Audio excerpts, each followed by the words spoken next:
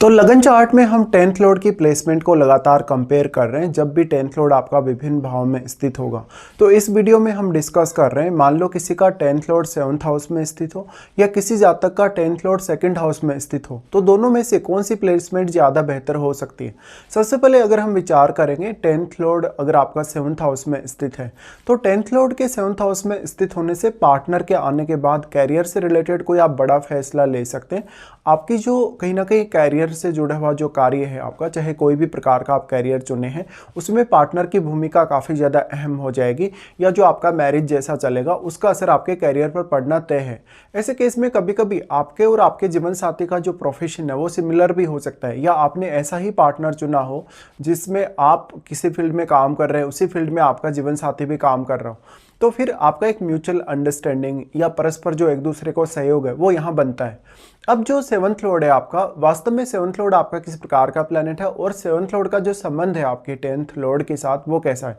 कुछ केसेस में ऐसा हो सकता है कि जो आपका 7th लॉर्ड है वो 10th लॉर्ड के साथ मित्रवत है, लेकिन कुछ केसेस में ऐसा भी हो सकता है जो आपका 10th लॉर्ड है वो आपके 7th लॉर्ड के साथ मित्रवत नहीं है। तो जब मित्रवत नहीं है तो जो आपका 10th लॉर्ड यहाँ बैठेगा वो वास्तव में कैसे स्थिति में बैठे है, क्या वक्री होकर बैठा है, क्या अस्त होकर बैठा है, या किसी अन्य ग्रह के साथ भी अगर बैठा हो तो आपको उस पर विचार करना होगा। 10th लॉर्ड के 7th हाउस में आने से मेनली आपके जो पब्लिकली जो रिश्ते हैं, आपकी जो पब्लिक छवि है उस पर और भी ज़्यादा गहरा असर पड़ता है। ऐसे में जीवन साथी के आने के बाद कैरियर में आपको आगे बढ़ने के काफ़ी सारे नए अवसर मिल सकते हैं, आपको प्रमोशन मिल सकता है, या कैरियर रिलेटेड जो आपके जितने भी कार्य हैं उन पर काफ़ी मेजर इफेक्ट पड़ेगा। अब इसमें आपका जो घरेलू सुख साधन है या घरेलू जो सुख शांति है उसका भी बहुत महत्वपूर्ण रोल होगा। कभी कभी ऐसा हो सकता है कि आपकी मैरिज होने के बाद आप अपने कैरियर में कुछ बड़ा राइज देखेंगे या बहुत ज़्यादा डाउनफॉल देखेंगे, क्योंकि जीवन साथी के साथ अब आपका जितना अच्छा रिश्ता होगा उतना ही ज़्यादा आप अपने कैरियर में आगे प्रोग्रेस करने के लिए विचार कर सकते हैं। और कुछ हद तक हम ये भी मानते हैं कि 10th लॉर्ड का 7th हाउस में आने से मैरिज होने के बाद आपका कभी कभी थोड़ा फोकस है अपने कैरियर से हट सकता है, या फिर आप अपनी मैरिज को वहाँ ज़्यादा प्रायोरिटी भी दे सकते हैं। या तो फिर ऐसा होता है कि आप अपना कैरियर छोड़ दिए, कोई भी पर्टिकुलर प्रोफेशन में आप थे उसको आप छोड़ के कोई ना कोई दूसरा कैरियर आप चुने, या फिर क्योंकि ये आपका 10th लॉर्ड आपके पार्टनरशिप के भाव में, आपके बिजनेस के भाव में आया, तो जीवन साथी पहले से आपका कोई भी बिजनेस कर रहा था तो आप उस बिजनेस में इन्वॉल्व हो गए अपना जॉब छोड़ के, या तो फिर आपका जीवन साथी ऑलरेडी एक बिजनेसमैन हो सकता है जिसको आपने ज्वाइन किया बाद में। अब यहाँ जो 10th लॉर्ड आपका 7th हाउस में आ गया तो आपके जो पब्लिकली जो रिश्ते हैं, लोगों के साथ आपका जो व्यवहार है, लोगों के साथ या जीवन साथी के साथ जो आपका कोऑर्डिनेशन है, या आपका ओवरऑल जो पब्लिक छवि है वो काफ़ी इंपॉर्टेंट हो जाएगी आपके लिए। अब इम्पोर्टेंट ये भी है कि जो आपका 10th लॉर्ड आपके 7th हाउस में बैठा है वो आपके लगन को हर स्थिति में प्रभावित करेगा। हालांकि वो बाकी कुछ अन्य भावों को भी आपके चार्ट में प्रभावित कर सकता है, जैसे वो आपके 9th हाउस को प्रभावित कर सकता है, 10th को या 11th को प्रभावित कर सकता है, या लगन के साथ साथ वो आपके 2nd हाउस 3rd हाउस को भी प्रभावित कर सकता है। तो आपको अब देखना होगा कि वो पर्टिकुलर ग्रह किस प्रकार का है, किस प्रकार की एनर्जी या किस प्रकार का कारकत्व उसका है। वास्तव में अब 7th लॉर्ड के साथ उसके संबंध भी बहुत ज़्यादा इंपॉर्टेंस रखेंगे आपके लिए। इसके साथ साथ अब आपका जो 10th लॉर्ड है वो किस अन्य भाव का भी स्वामी, उस भाव पर भी आपको विचार करना होगा।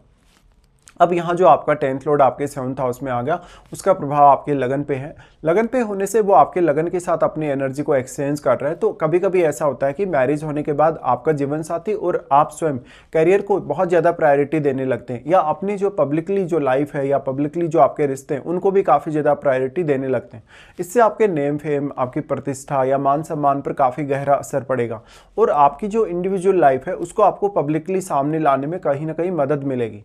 अब हम विचार करते हैं, मान लो किसी का जैसे 10th लॉर्ड है, 10th लॉर्ड किसी का 2nd हाउस में स्थित हो। 10th लॉर्ड का 2nd हाउस में स्थित होना ये बताता है कि कहीं ना कहीं जातक की जो वाणी है, उसका जो टैलेंट है, उसकी काफ़ी बड़ी भूमिका होगी कैरियर में। तो फिर आपका कैरियर कुछ ऐसा हो सकता है कि मार्केटिंग से रिलेटेड आप हो सकते हैं, टीचिंग के प्रोफेशन या कोई एडवाइस वगैरह देने का काम आप करते हो, गाइडेंस देने का काम करते हो, या कंसल्टेशन वगैरह का काम आप करते हो।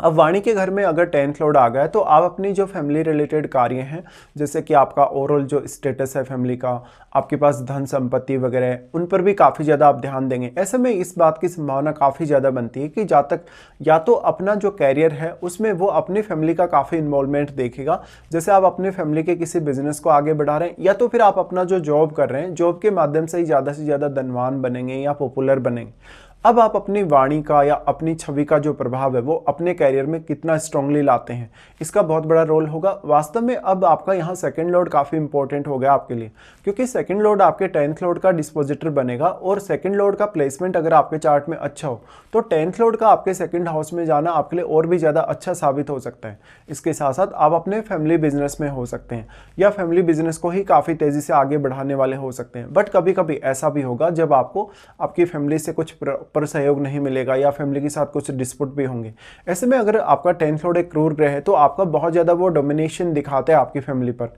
तो आपके खान पान, रहन सहन, आपकी अर्निंग, आप कहाँ यूज करेंगे, कितना पैसा आप सेव करेंगे या कितना ज़्यादा आप खर्चा करेंगे, इस पर आप ज़्यादा से ज़्यादा आप ध्यान दे सकते हैं।